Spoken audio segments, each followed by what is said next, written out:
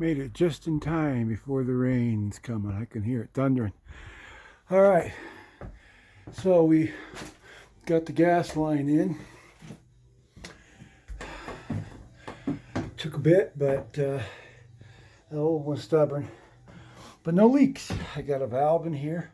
I love this, what is this stuff called? Kickonox? Kick chocks, I don't know. But with the exception of can't getting the fittings local, and you got to get them on Amazon. Those fittings go on real easy. They're a positive fitting. I have no worry about this thing leaking at all. I was able to get the plywood cut here. My drill took a poop. It's got a charge.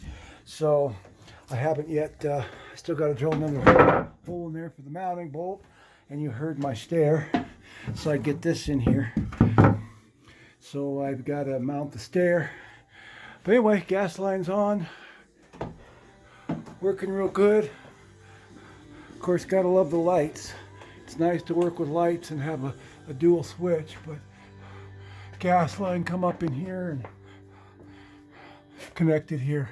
I've got to fasten. I gotta get another thing of this. It's cheap and mount this a lot better. But everything works.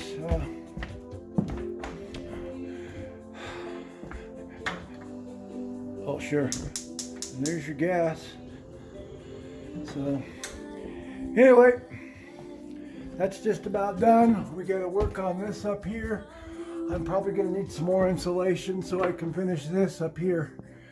Because I've got just enough to insulate this here, and I've got just enough drywall over there I've saved. So, it's all good. Anyway, we're getting there. And then upstairs here, I've got to...